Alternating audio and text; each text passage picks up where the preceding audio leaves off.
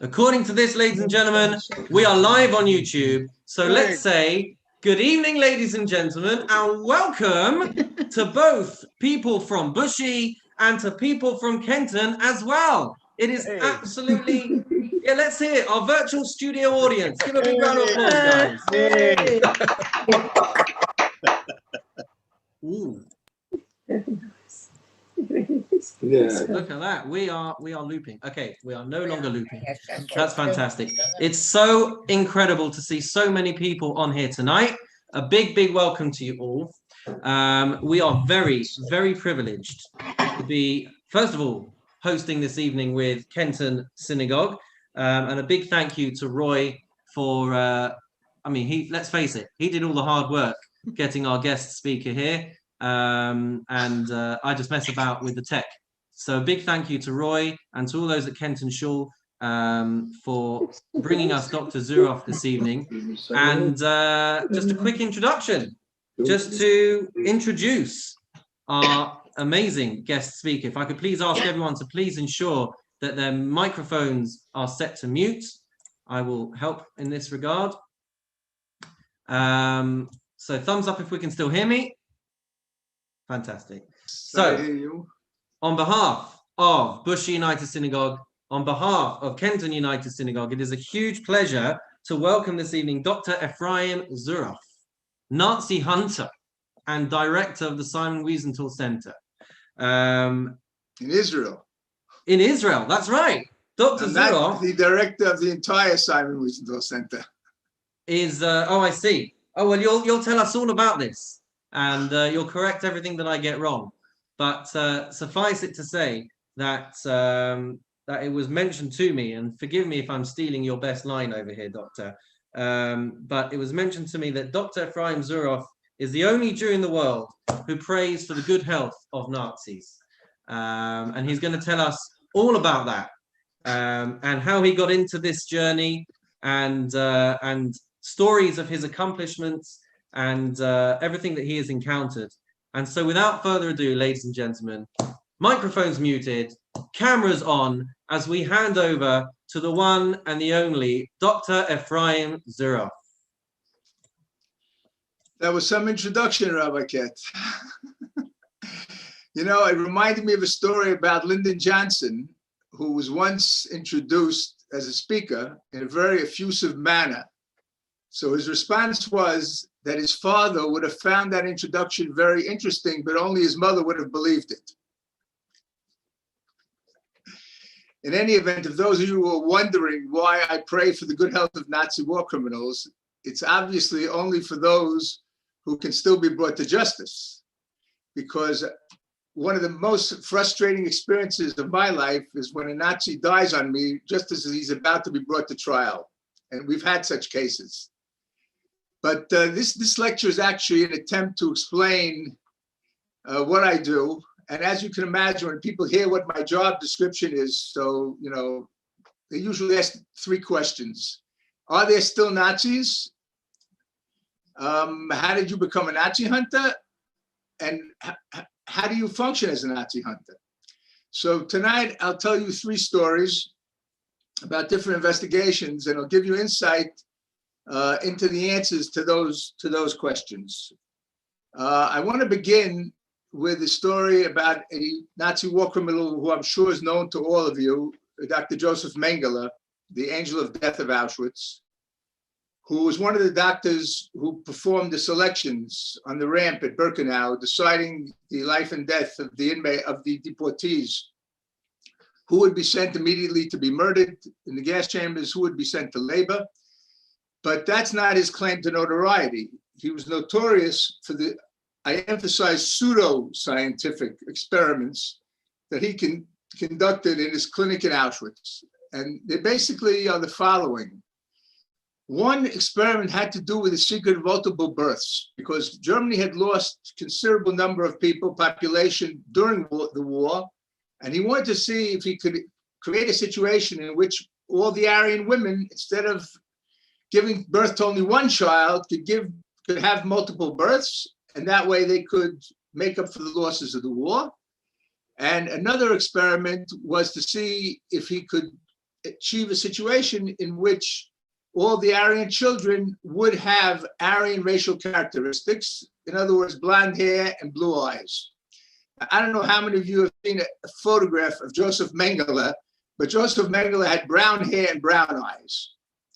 In any event, this story begins with a request from the Simon Wiesenthal Center to the National Archives in the United States in 1985 for any and all information about Dr. Josef Mengele.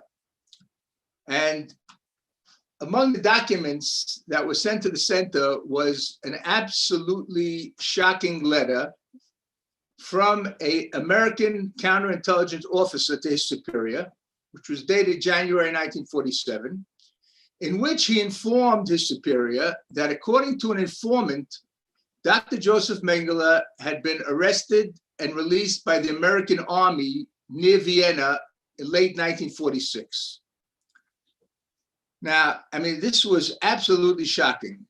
At this point in time, Mengele had disappeared. No one knew where he was. He had not been apprehended, unless he was apprehended then by the Americans, but that wasn't clear. And he had not been brought to trial. And that, of course, was a great source of frustration for all the people who were Nazi hunters. There was those people involved in trying to bring Nazis to justice. But in any event, it was quite scandalous. And the Wiesenthal Center made a whole ruckus about it. And the American government, the Attorney General, William French Smith, the American Attorney General, made 3 decisions. One is that the United States of America, this is 1986 already, the United States of America will begin looking physically for Josef Mengele. In other words, until now, there was no reason for the Americans to look for him. His victims weren't Americans. The crimes weren't committed in America. So the Americans didn't feel responsible, obviously, but now they would start looking for him.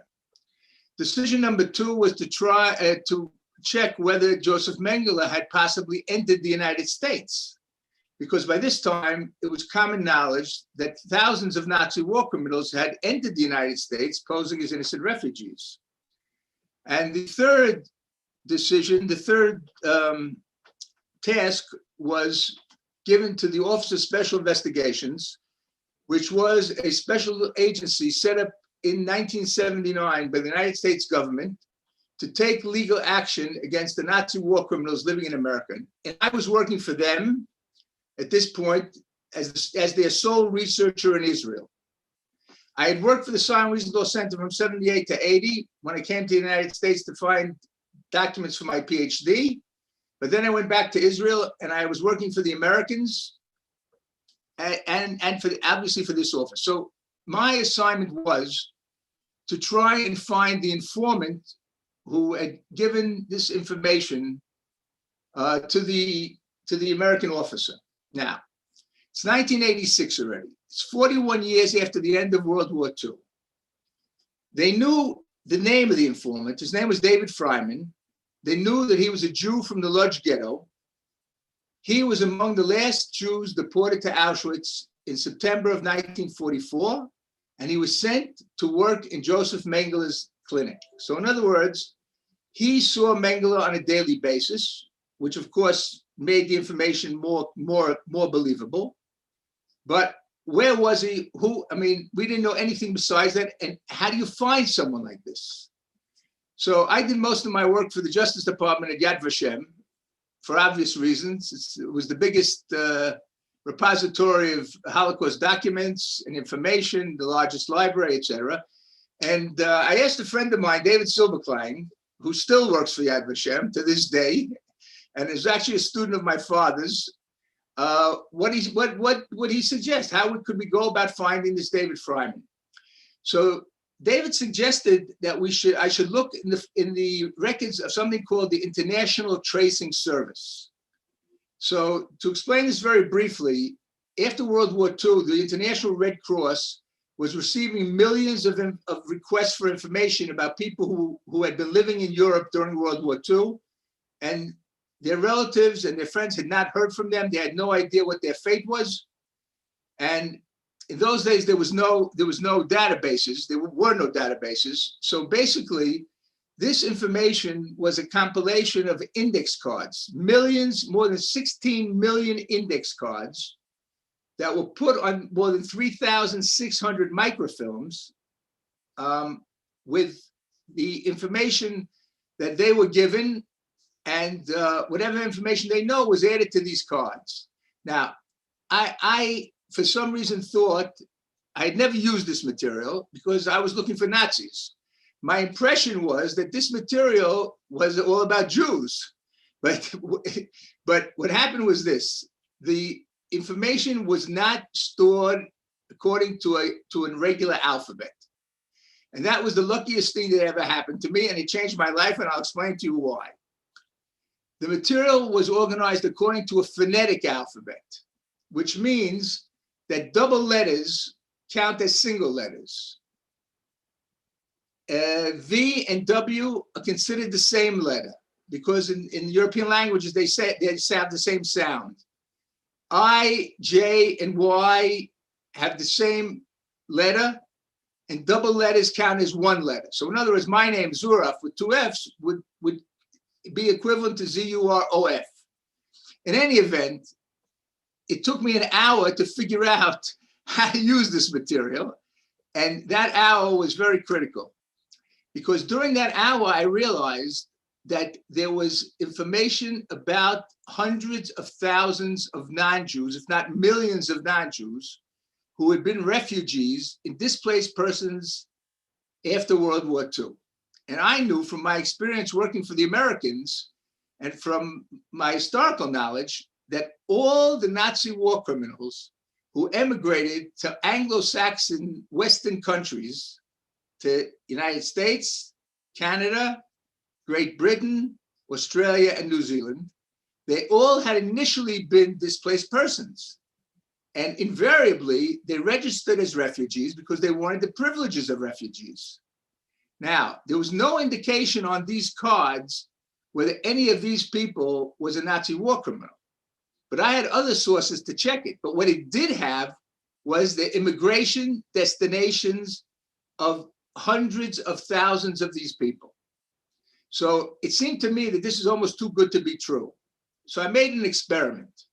I took the name of 49 Lithuanians and Latvians who I knew were Nazi war criminals, and I went looking for them. And in a matter of minutes, I found the destinations of 16 of them. 10 went to the United States, 2 or 3 to Australia, 2 to Canada, 1 stayed in Germany. And this was super, super, super important for the following reason. This material, this collection, was owned by 11 different countries. The originals were in Germany in a place called Arleston, which is near Frankfurt. And the others were European countries, with the exception of Israel. Now, in Arleston and in 9 other countries, there was no free access to this material. The only people who could get an answer from the Arleston archives were first-degree relatives. In other words, if I had written to them and asked them, do you have any information on Antanas Impulavicius, who was the commander of the Lithuanian hit murder squad, I wouldn't have gotten an answer.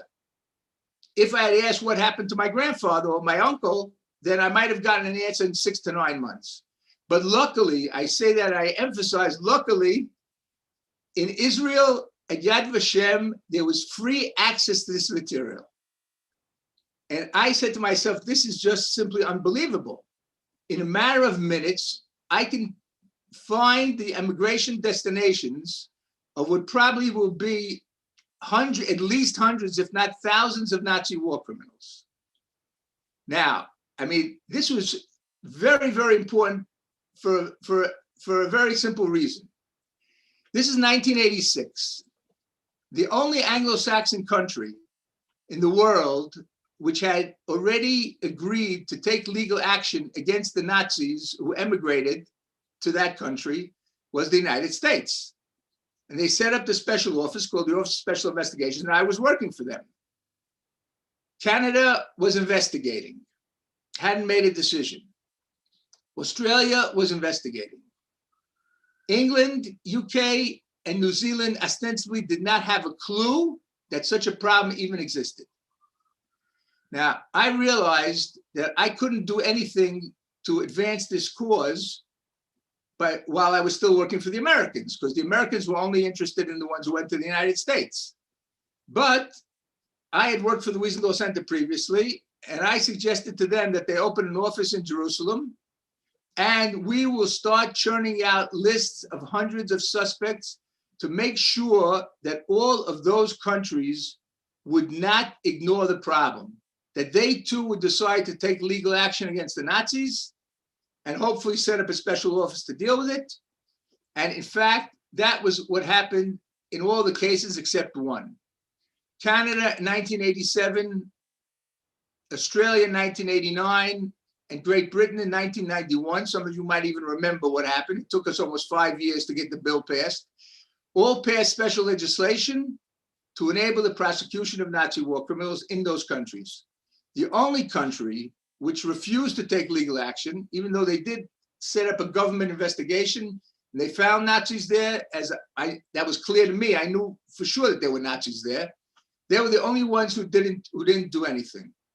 Now, if you're wondering whether or not this story about Mengele is true, so it is true. It actually did happen.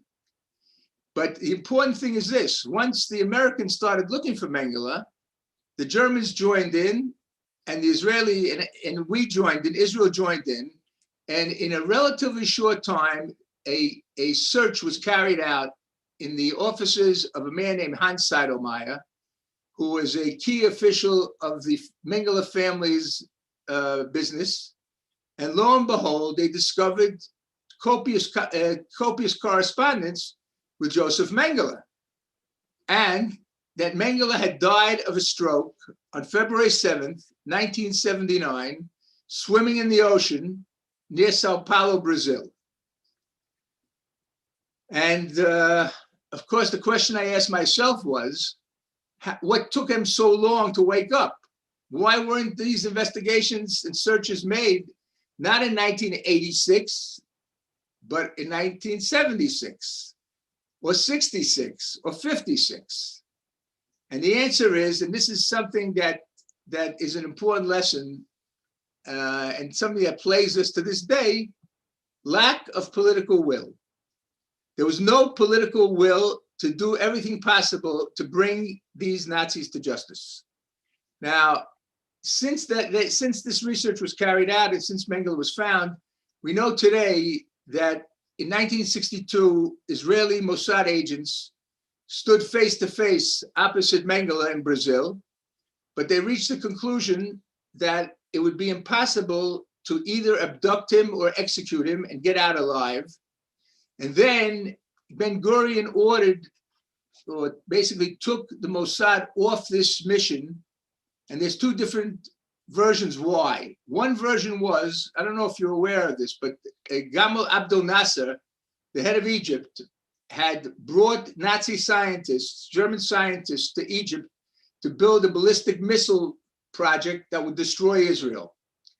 And obviously this is a real threat, and the Mossad went to work to try and thwart it, and they did by knocking off some of these scientists and scaring off the rest. But there's another version which says there was a famous case of a Haredi grandparents who kidnapped their grandson because they heard that their son, the son and daughter-in-law, the parents of this child, were thinking of returning to the Soviet Union. This is in the 60s. And the fear was that they would become assimilated because there was no Jewish life in the Soviet Union. So the Mossad took it upon itself to find this child, who was finally found in Brooklyn with a Haredi family, and a government crisis was averted. But in any event, there's no question that there was a lack of political will to do so. And imagine what an important trial this would have been. This would have been a trial of the misuse of science in the service of the Nazis, one of the cruelest, one of the most depraved Nazi war criminals there was. And he never, in other words, it never happened. And as I said, this is something that continues to plague us to this day. I want to turn to another case of the person, I would say the Nazi war criminal that I'm the most proud of, that I helped bring him to justice. Now, I don't know how many of you have any knowledge of what happened during World War II in Yugoslavia and the fate of the Jews of Yugoslavia during World War II. But in any event, in April of 41, the Germans and the Italians occupied Yugoslavia. They carved the country up into several different pieces, one of which was an independent Croatian state, okay, called the Independent State of Croatia, actually, which consisted of what's today Croatia, Bosnia-Herzegovina, and a small slice of Serbia. And this country was basically handed over on a silver platter to a terrorist organization called Ustasha. Now, the Ustasha was founded in 1920. Their goal was to overthrow the regime in Yugoslavia because they wanted Croatian independence, and they felt that they were being dominated by the Serbs.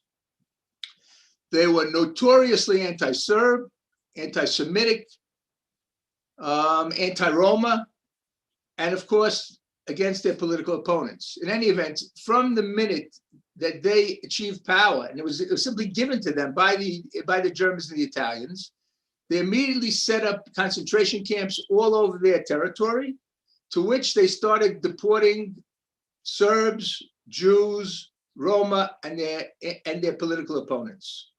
The largest of these camps was a notorious, horrible place called Jasenovac, 75 kilometers northeast of Zagreb. And in Jasenovac, there were no gas chambers or gas vans. People were individually murdered, and the estimate is that approximately at least 100,000 people were murdered there. The largest number of victims were Serbs, hundreds of thousands, not hundreds of thousands, tens of thousands, between 13 and 18,000 Jews, thousands of Roma, thousands of political opponents. The guards, there was not a single German or Austrian in this camp. The guards were all Ustasha. They were notorious for their cruelty, for the tortures that they invented. They even invented a special dagger, which they called the Serb killer, because apparently if you stab someone with this dagger, it was more painful than being stabbed just with a regular dagger. In any event, unfortunately, quite a few of the leading people and important war criminals from this regime were able to escape to South America. And the reason was that I'm sure you've all heard of the rat lines. I don't know, some of you might have read the book by Philip Sands, for example. It just came out, which is called Rat Lines, about Wachter, how Wachter escaped to Rome. In any event, there was an Austrian bishop called Alois Hudel who ran this escape network, a series of safe houses as people could go from Germany and Austria across the Alps to Genoa, where they were given false names and false passports and tickets to a destination of their choice. And you could choose to go either to the Middle East, either to Syria or to Egypt, or you could go to South America, primarily to Argentina, but not only to Argentina. Other countries which accepted Nazi war criminals were, of course, Paraguay, Brazil, Bolivia, and Chile, for example. And some quite famous Nazi war criminals went to those countries.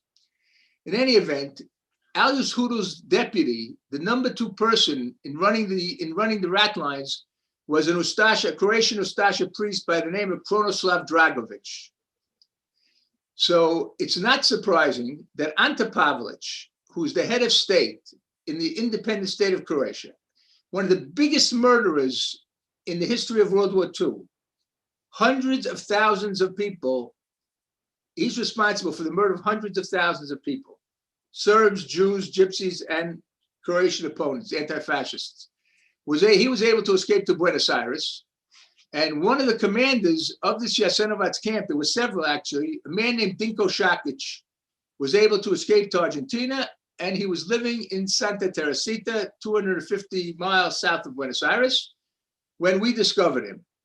And we found him with the help of a Argentinian journalist named name of Jorge Camarasa. And we sent Camarasa first to meet with several of the survivors of Jasenovac, so he would know exactly what had taken place in the camp. And he goes to knock on Dinko Sakic's door. And he goes with a TV crew. So Sakic opens the door. Camarasa says to him, "Are you Dinko Sakic?" He says, "Yes. You were the commander of Jasenovac, one of the worst camps in Europe." He goes, "Yes." Let's stop here for a minute. Normally, when Nazi war criminals are about to be exposed or to be put on trial, they have two responses. One is, "It's not me, mistaken identity," or "It's me, but I didn't do it." What does Dinko Sakic say? "It's me, and I did it." So Camarasa says to him, "Listen, I have a few questions. I want to ask you a few questions. Do you mind if I come in?" They come into his house, sit down in his living room, and Camarasa says to him, turns to him and says, "Listen, you know that Jasenovac was nicknamed the Auschwitz of the Balkans. It was the worst camp in the Balkans. What do you have to say for yourself?" He says, "What are you talking about? What was so terrible? Jasenovac was a penal colony. Every country has penal colonies, and every person who is in Jasenovac deserved to be there." So Camarasa is already losing his patience. He says, "Listen, you can't fool me. I met with Josef Mengele, survivor of Jasenovac. I met with other survivors. They told me all about the horrible, horrible, horrible conditions, about the executions, about the epidemics, typhus, the death rate. Who do you think you're kidding?" So Sakic says to him, "Listen, you don't know what you're talking about. There was nothing out of the ordinary in Jasenovac. Do you know what the problem with Jasenovac was? They didn't let us finish the job." You know what that means? They didn't let us kill all the Serbs, Jews, Roma, and all our political opponents. Now, when did this interview take place? This interview took place in 1998. It's more than 50 years after Jasenovac was closed down. Dinko Sakic had plenty of time to think about it, I would say. Nothing had changed. In any event, we had a big dilemma what to do with him. Where should Dinko Sakic be put on trial? So if we were thinking only of the end result, to be sure that he would be convicted and hanged, then obviously we would send him to Serbia because most of the victims were Serbs. But the question that we asked ourselves was a different question. Who needs the lesson of Jasenovac the most? And in that respect, it had to be Croatia, because that's where the camp was. And this was a country which suffered, I would tell you, from Ustasha nostalgia in certain circles. In other words, there were certain people who viewed Sakic not as a murderer or a war criminal, but actually as a hero of Croatia. Now, this was a big gamble to press for his extradition to Croatia because the president of Croatia at this time was a man named Franjo Tuđman. Franjo Tuđman is the only Western head of state to ever deny the Holocaust. In other words, he wrote a book. He claimed to be a historian. He wrote a book called The Wastelands of Historical Reality, in which he said that the Jews inflated the number of victims of the Shoah from 1 million to 6 million, and it was the Jews who ran Jasenovac. This is absolutely mad, of course. To make it even crazier, Tuđman's brother had been killed by the Ustasha. Tuđman himself fought with Tito's partisans against the Ustasha, but when he became a Croatian politician, he decided the best way to win is to become an ultranationalist. So he adopted that line. In any event, we took that gamble, and Croatia did extradite Dinko Sakic. And the good news is that Dinko Sakic was convicted and given the maximum sentence, 20 years in prison. He was at the age of 78 when he was put on trial, and he died in prison. But I want to tell you two stories from the trial itself, because the trial had an incredible impact on Croatian society. So one was the testimony of a Jewish boy of 15, who at age 15 was taken from his home in Sarajevo, along with other Jewish teenagers, and sent to Jasenovats. So several days after they arrived at the camp, these boys from Sarajevo, Jewish boys from Sarajevo, were taken to the edge of the camp and taken to a huge pile of body parts. The guards had murdered a bunch of inmates, and after they murdered them, they hacked off their arms and legs, and all the body parts are lying in a pile, and they take these kids and they order them to throw the body parts into the Sava River, which flows right on the edge of the camp. So Yaakov Finzi turns around to one of the guards, and he says to him, "Why are you doing this to us?" So the guard said to him, "Because you murdered Jesus." In other words, they knew that he was a Jew. So how do you get a Jasenovats? You get a Jasenovats with hundreds of years, centuries of Christian anti-Semitism, with the racism of the Nazis and the fascism of the Ustasha. That's how you get a Jasenovats. That's how you get probably more than 100,000 victims, innocent victims. You know what? Just to give you a little idea of what we were up against in Croatia, let me tell you the following story. Since this is an English audience, that means that there are at least some people with knowledge of football, soccer, in this audience. Okay, so I want you to think back to 1998 World Cup, July 4th, Saturday night, Motzei Shabbat, a quarterfinal match between Germany and Croatia. Now, who's favored to win? Of course, Germany. Germany's the best team in the world, at least in those days. Croatia is, they're pretty good at sports, but it's a small country of 5 million people. Anyway, I'm in Zagreb to meet with the prosecution. Sakic is in jail awaiting the trial. I'm walking through the street, and all of a sudden the street starts shaking. I didn't know what happened. I said, what's that? Was there an earthquake or something? No. Croatia scored a goal against Germany. It's 1-0. Okay. I get to the hotel. I see the second half. Croatia beats the Germans 3-0. I go outside to see the celebrations. I'm standing there with a kippah on my head. And within 3 minutes, I see a group of 7 young men walking towards me, waving this gigantic flag. I couldn't see if it was a Croatian flag or an Ustasha flag. They're quite similar. And they're yelling at the top of their lungs, Dinko Sakic, Dinko Sakic. Now, Dinko Sakic is in jail awaiting trial for mass murder. He didn't score the goals for Croatia against the Germans, right? What's the story? Why are they yelling his name? Because he's a hero. Because to the ultra-right, and the ultra-right in Croatia is quite large, this man is a hero. He shouldn't be put on trial. He should be put on a pedestal. In any event, on the day of the verdict, the courtroom was packed. The problem was that half the people there were in favor of Sakic. The other half were against Sakic. Anyway, the judge, who actually did a fantastic job, Drazen Tripolo, I want to mention his name because he really did a good job, announces the verdict, and all hell breaks loose. Fights, spitting, pushing, you name it. In any event, as I'm leaving the hall, someone stops me, well-dressed gentleman who looks very respectable, and he says to me, listen, I just have one word to say to you. In Croatian, it's one word, hvala. Hvala means thank you. Thank you. Without you, this trial never would have happened. Now, I didn't know who he was. So I asked someone, who is this person? It turns out this following story, which is very important. And it's something that I take with me everywhere and all the time. In the spring of 44, some of the inmates had broken the rules. So Sakic, in response, immediately orders a roll call. All the inmates of the camp have to line up in the center square, and he's walking up and down the lines, totally at random, picking people out who are going to be hung in reprisal for the breach of discipline. One of the people that he took out was a doctor from Montenegro, non-Jew, by the name of Dr. Miller Bošković.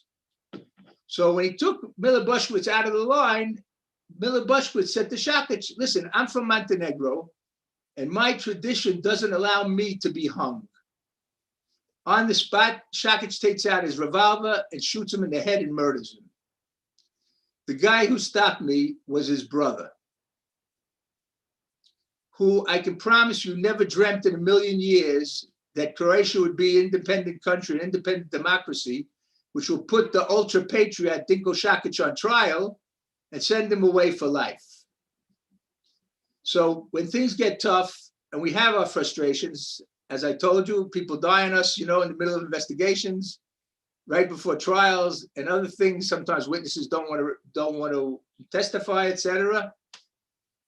I think of this guy, because one of the things that Simon Wiesenthal taught us about how important it is and what we owe the victims and their families, which is to try and make an effort to see that those who turn innocent people into victims simply because they were enemies of the Reich. So this affords the relatives a measure of closure. This is super important. And, I walked away from there saying to myself, Baruch Hashem, we were able to do this and give this person the closure that he deserves. Now, one last thing about an investigation that we're doing right now. And this is a very unusual investigation because it's lasted 80 years. And the story is the following. I don't know if you're aware of this, but in Lithuania had the highest percentage of victims in the large Jewish communities. 96.4% of the Jews who lived under the Nazi occupation in Lithuania were murdered by the Nazis and by the Lithuanians. And Lithuanians played a very important role in the murders. And the figures were especially high in the provincial towns. In other words, almost all the survivors from Lithuania, these 8,000 Jews survived. In other words, there were 220,000 Jews who lived in Lithuania under the Nazi occupation, 212,000 were murdered. So of the survivors, most of them had been in large cities where ghettos lasted almost till the end of the war. And then the people were deported to concentration camps. But the time that they spent in concentration camps was much less than that of other Jews who'd been deported much earlier. And some of them survived. In any event, so there was a survivor of the Kovna ghetto, took it upon himself to record the testimony of the few Jews, who survived in the provincial towns. And one of the testimonies was from a town called Rasein. Rasein, or Rasinai in Lithuanian, was a town in which 6,000 Jews were murdered in the summer of 1941. And a woman named Dina Flam was among those who survived and who gave testimony to, his name was Leib Kunachowski. Okay, and in her testimony, and I'm quoting practically verbatim, she was hiding in a pile of hay right from which she could see the pit where the people were being murdered. Because you have to remember two things. Only in Eastern Europe did collaboration with the Nazis include systematic murder. And 90% in Lithuania, for example, 90% of the 212,000 Jews murdered were murdered individually by shooting near their homes. So she said the following, and this testimony was taken in April of 1945. In other words, it was very fresh in her mind. The murders took place in August of 41. And obviously you don't forget a thing like this. In any event, she said, I could see from the hay where I was hiding, two women were standing at the pit and were smashing the heads of Jewish babies with a huge boulder, or taking two Jewish babies and smashing their heads together to murder them. One of them was the student K. Now, I'm purposely not giving you their name. K is the first letter of the last name of this woman. Okay? Now, Leib Kunachowski had the material that he recorded, the testimonies, was 1,684 pages of testimony by dozens of witnesses from the provincial towns, all in Yiddish, all handwritten in his very clear handwriting, all signed by the witness and by Leib Kunachowski. But he wanted his entire collection published as it was, with no editing, no changes. And no one wanted to publish it. And he got really angry, and he therefore refused to show the material to anyone. Now, I met him 30 years later, when he was living in Israel for a while. And I told him, I'm working for the US Justice Department. Many Lithuanians came to the United States, and maybe with the help of your testimonies, we can bring them to justice. And he started moaning to me, no, I did it for the Kedoshim. I did it for the Kedoshim. I did it for the martyrs. I said, yeah, but the people who turned them into martyrs, some of them are still alive and they ran away to America. And maybe with your help, we can find them and bring them to justice. No. He didn't want to hear about anything.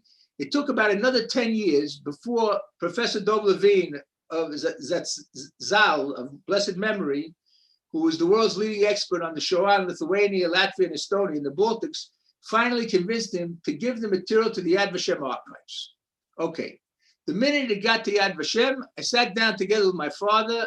His native language was Yiddish, even though he was born in America.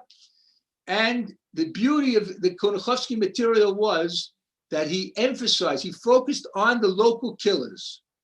And since in many cases, the killers were the neighbors of the Jews, so the Jews knew who committed the murders. And we had a list of 1,284 names of Lithuanians who murdered Jews, of which 1,121 of them, those names were unknown to us, because there were other sources as well. There were other lists and other documents. Anyway, so I told you that I discovered a way to find the immigration destinations of the displaced persons. So the first thing I did, once I made my own list of the 1,121 Nazis that were listed there that we didn't know about, I checked it against the immigration, against the National Tracing Service. And I found two women with the same name who emigrated to an Anglo-Saxon country, two sisters, both of whom were the age that they could be the student K. In other words, one was 16, she could have been a gymnasium student, a high school student. The other one was 18, she could have been a university student, all right? Now, I had given those names into their country where they had emigrated to, but obviously nothing had been done. In any event, right now we're working on a project to identify Ukrainian SS who are living in Canada. And the Ukrainian units, there was a Galicia division, for example, that was transferred from Britain to Canada. And there's plenty of people there still getting German pensions. And my researcher there in Canada, she also was looking at the lists that we had given over the years to the Canadian government to try and help them bring people to justice. And she was able to find one of those two sisters still alive, in her case, alive and well in that Anglo-Saxon country, living by herself, which is a sign that she's healthy. But our problem is that we can't be sure that this is the murderer because we don't have a confirmation of her first name. Now, under normal circumstances, what would we do? We'd send a Lithuanian to Rasein to interview the elderly people living in Rasein to find someone who knew the K family and could tell us what the murderer's name was, the student K. But it just turns out, for our bad luck, I pray for the good health, hopefully, I said, that Rasein is the COVID capital of Lithuania. So no one is willing to go there yet to carry out the investigations. And I'm, believe me, praying every day very hard to make sure that we will be able to confirm or find out that it's not true. But just think for a minute what an incredibly powerful message this is. If you smash the heads of Jewish babies, even 80 years later, we'll be looking for you. And we won't give up until you go to hell. So this is a message that I think is very important. And I'm hoping against hope that it is her. And we have virtually eliminated all the other possibilities. And I think there's a very good chance it is her. And I can tell you that regardless of whether or not she's stripped of her citizenship and kicked out, which is what they do in Canada, the fact that her children will learn, if it's her, that she did this will be the worst punishment possible, even worse than getting kicked out of Canada. So our work continues. And if you have any questions, I'll be happy to try and answer them.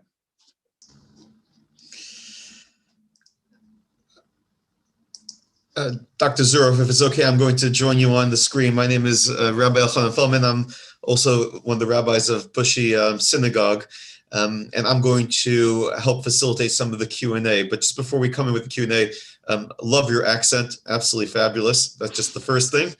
And second of all, more than loving your accent, the fact that we're not hearing from a retired Nazi hunter, but that we're hearing from a man who continues with that same passion to bring to justice and bring to light the horrific atrocities committed to our people and to others. It's a real privilege to be in your company.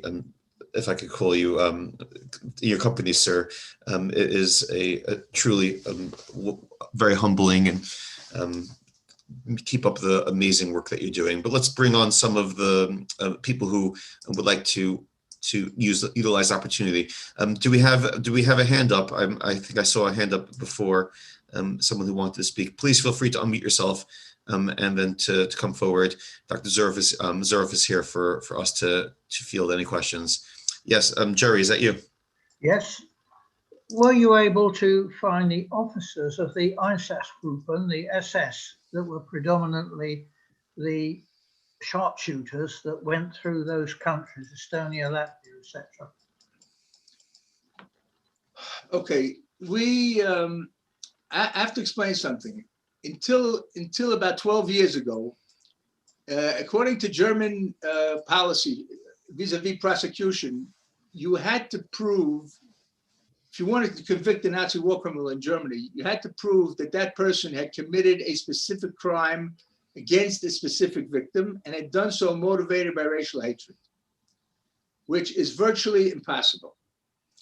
Now, ironically, that policy was changed because of the case of Ivan Demjanjuk, who's the Ukrainian guard whom Israel extradited, thinking that he was the Ivan the Terrible of Treblinka, when in effect he was another terrible Ivan, not the Ivan the Terrible of Treblinka.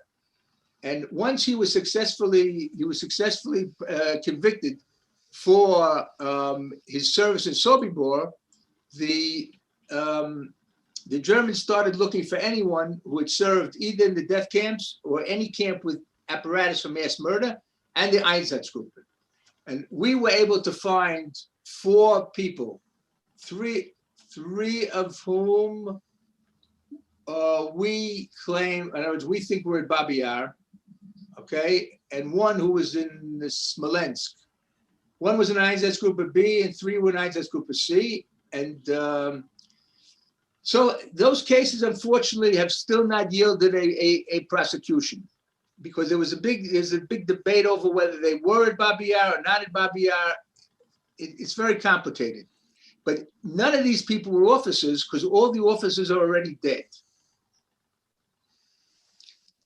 And that is very unfortunate. So in other words, if people have the bad luck to live long there, even the people who are, let's say, a little bit less responsible than the higher ups, they're the ones who'll be brought to justice, because they can be brought to justice. Now, I'm 100,000% in favor of it, of course. I would have preferred, of course, that their superiors be brought to justice. So some of those people were brought to justice. For example, in the Einsatzgruppen trial in Nuremberg, or this, what's called the subsequent Nuremberg trials, where Benjamin Ferencz, who was the prosecutor, brought people like Otto Ollendorf, who was the commander of Einsatzgruppe D, which operated in southern Ukraine, in Odessa, to justice, and they were executed. That's the good news. But the number of people from the Einsatzgruppen who were brought to trial is far less than it should have been. And the reason is the following. First of all, there was lack of political will. Second of all, the German judiciary refused to use the new categories of criminality, like crimes against humanity, for example, or war crimes already existed, but crimes against humanity and other categories, which made it easier at Nuremberg to convict the defendants. They said that's ex post facto because the categories were created at Nuremberg, which was, as you know, in 46, 47, and and not during the war. They didn't exist before World War II. So those people were tried under a Prussian statute from 1870 about murder. And it was a very unfortunate result. Just to give you some figures, in West Germany till 1985, in other words, West Germany took over control of the judiciary in 1949.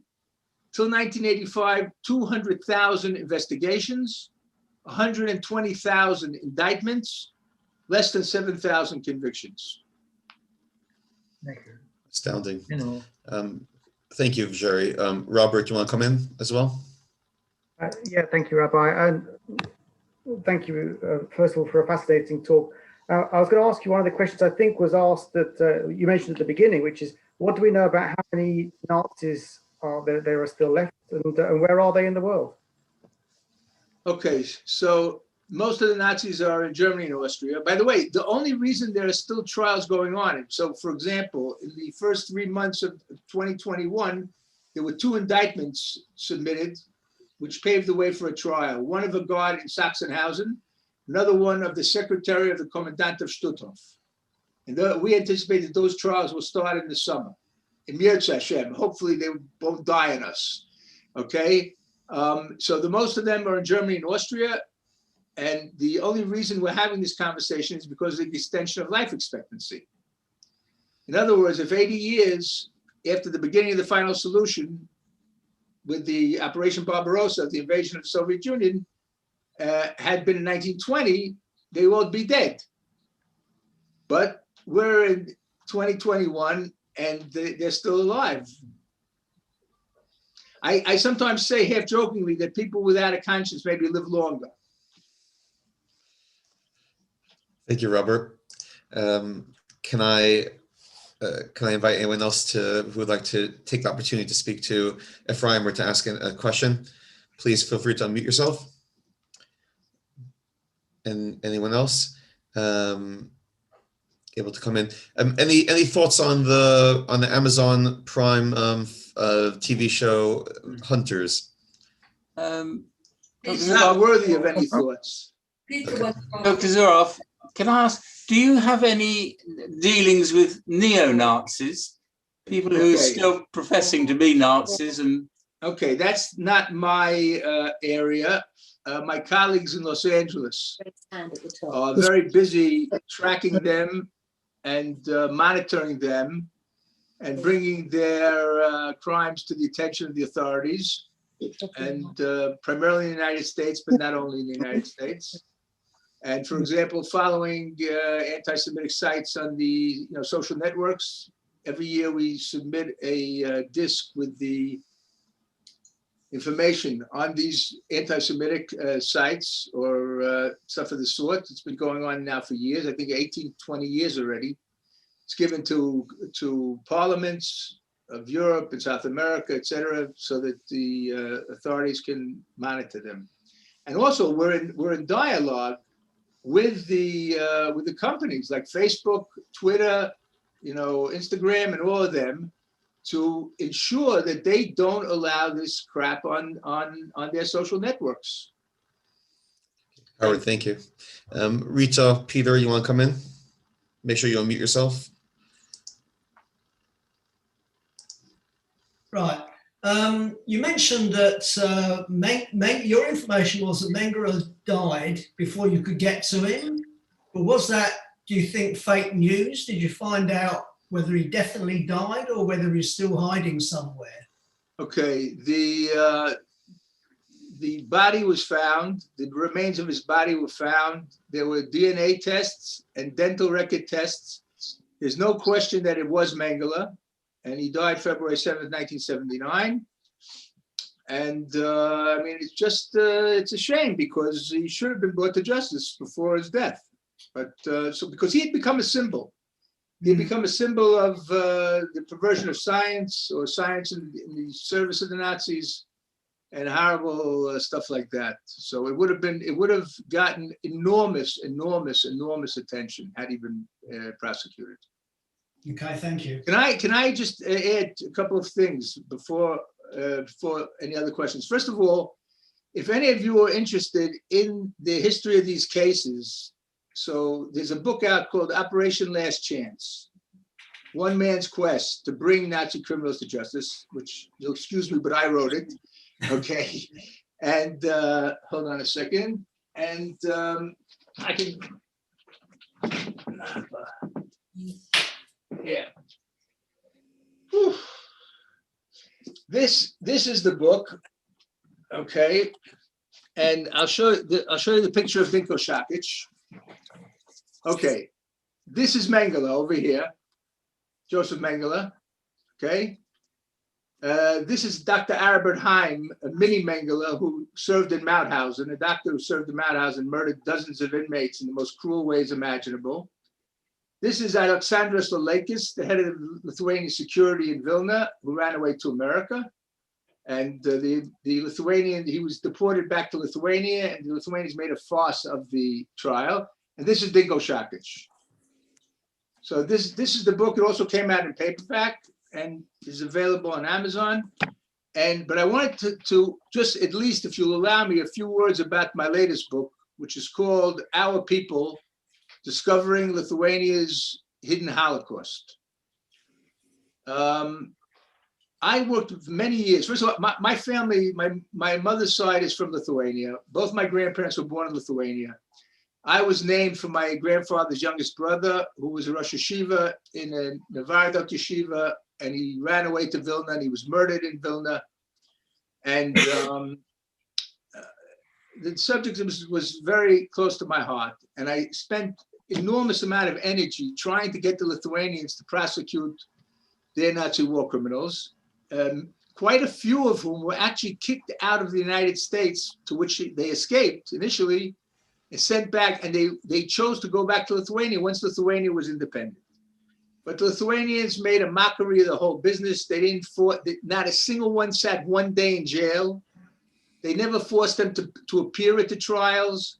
One of them was sentenced to 5 years in prison, and the judges refused to implement the sentence because his wife was sick. I mean, such shtuyot, like you can't believe. In any event, so it was clear to me that we had run out of suspects already. So 5 years ago, well, actually, it's almost 6 years ago, I met a Lithuanian author, a very popular Lithuanian author, who discovered that her grandfather and her uncle were involved in killing Jews in Lithuania. Now, she had written some very, very popular books, nothing about the Holocaust or anything about history, but she was looking for a way to atone for the crimes of her relatives. I mean, this is like man bites dog, that a Lithuanian will want to admit that his relatives committed crimes and want to atone for it. This is like finding a tzaddik in stone, to finding a righteous person in Sodom. Okay, so we decided we're going to go on a mission. We went to 40 places of mass murder where Lithuanians killed Jews, 35 in Lithuania, and there was a Lithuanian unit that went to Belarus to murder Jews there. They murdered 20,000 Jews there in 15 different places, okay? Everywhere we want to see if we can find the places. Are they marked? Is there a monument? What does it say? Does it identify the Lithuanians as killers? We talked to eyewitnesses, all non-Jews. Every single eyewitness we asked, and people saw the murders. We asked them, who carried out the murders? They all said Lithuanians. We went to local museums. I'll give you an example. I'm assuming in this audience that you've all heard of the town of Punovich because of the yeshiva there, that was there, okay? So we went to the local museum in Punovich, municipal museum, and I asked one of the people in charge, is there anything here about the Jewish community? He goes, no. Now, almost 7,000 Jews lived in Punovich before the Shoah.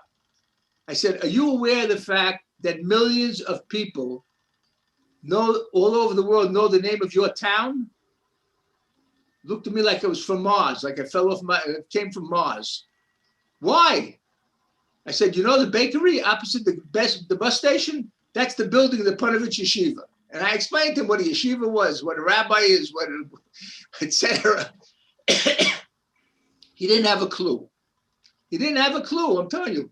Now, I walked out of there and I said to Ruta, you know, there's a famous story in the Book of Kings about Eliyahu Navi and this vineyard. There was a man named Navot who had a beautiful vineyard right next to Achav's palace. And Achav wanted to own the vineyard. So he offered to buy it from Navot. Navot refused. So he killed Navot. So when Eliyahu Navi, the prophet Elijah, saw him, ran into him in the middle of the street there, wherever it was, he says, Haratzachta v'gam yarashta? You murdered and you inherited? I said to Ruta, Haratzachta yarashta machakta. In other words, you murdered, you inherited, you stole all the Jews' property and valuables, v'machakta, and you wiped their memory out. You erased them as if they don't exist anymore. So this book was first published in Lithuania, and it became a runaway bestseller. But the fight is now a very big fight over the truth of the narrative. So if you invite me again, I'll give you a very learned a lecture about this and what we can do to fight against it. But in any event, the book came out in English finally. Our people discovering Lithuania in the Holocaust. And one last thing is, if you want to follow me, my hashtag is @E, capital Z, UROFF. So. Thank you, Efraim. Before we move on to the next questions, my full name is Elchanan Bunim. I was named after Rav Elchanan, and specifically from in Kovna, so a special connection to Litva, to Lithuania as well. Lawrence, you're on. There we go. Dr. Zuroff, thank you very much. And thank you for your work, which has been amazing. I'd like to, because I have studied this all my life, I want to know how you stand on the matter of the Simon Wiesenthal Center and the other Nazi hunters who all claim they found Eichmann. There's a great debate amongst those from Mossad who say they found them. There's the Avengers who said they found him, and Simon Wiesenthal who says he found them. Now, I know you work for the center, but what is the real truth? Okay, I'll tell you the whole truth. There's no question, okay, that the people who kidnapped Adolf Eichmann and brought him to Israel was the Mossad, okay? No one helped them. The Mossad did it by themselves. What was Wiesenthal's contribution? I'll tell you. Wiesenthal was the first person who found out that Eichmann was in Argentina. And this is in 1952, okay?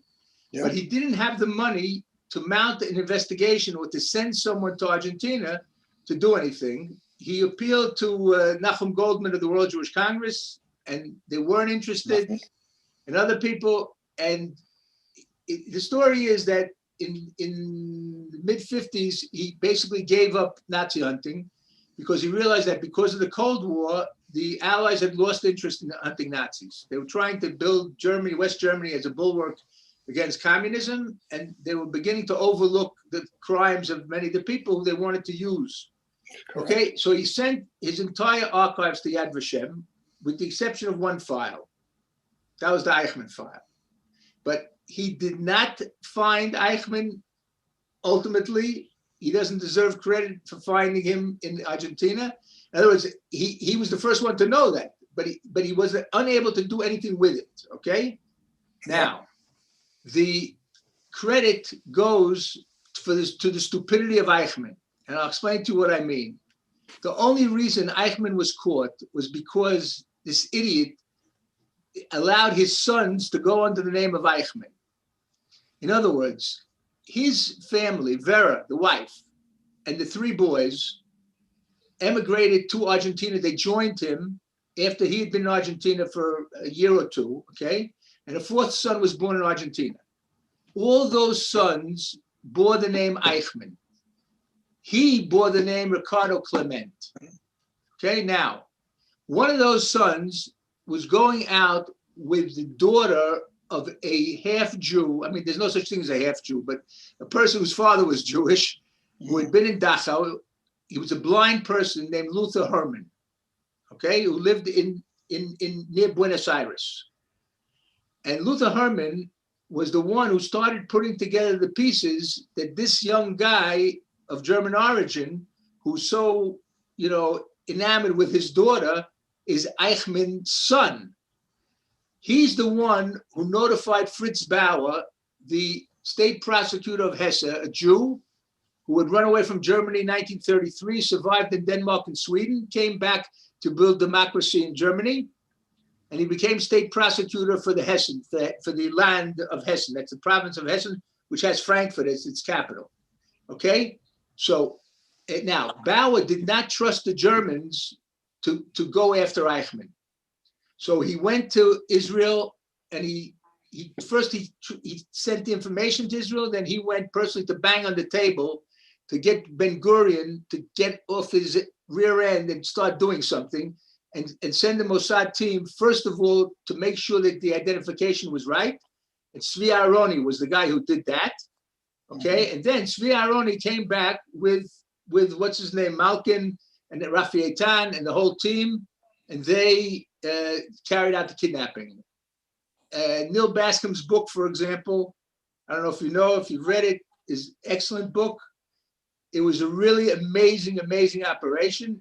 Just think, little Israel, 12 years old, was able to go halfway around the world to kidnap this SOB and bring him into a court in Yerushalayim and give him what he deserved. So that's the story. 100% true. Okay. Thank you, Lawrence. We are coming towards the end of our session. Does anyone have any final questions before we're going to hand over to Rochelle, who's going to close?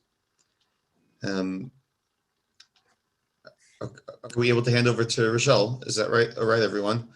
Okay. Rochelle, who is the chair of Kenton United, and once again, just want to say that it's been absolutely incredible having, sorry, wrong Rochelle.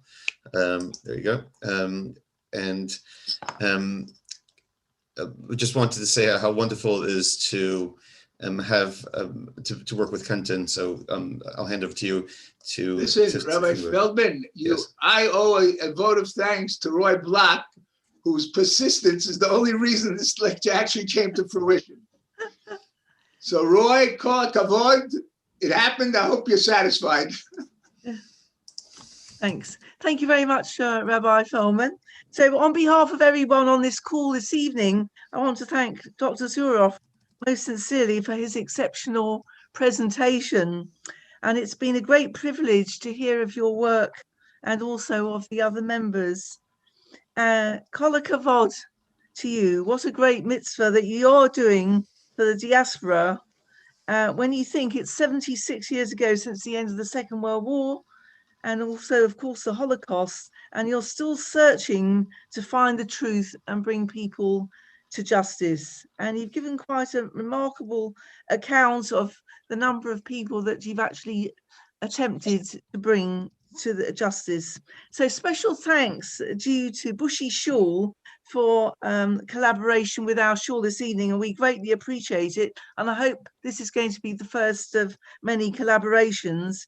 And thank you so much, Rabbi Kett, and particularly Rabbi Feldman, for your technical expertise, but also to Roy, thank you so much for thinking of this and for setting it up for us. And we must also at this time thank the Chief Rabbi Center for Community Excellence for their assistance for a grant with this. So thank you very much indeed. Thank you. Okay, everyone. Thank you all for. Thank you, everyone, for attending. Parsha Proles is staying on for anyone who is staying on for the share, but have a good evening, everyone, and looking forward to further programming and events together.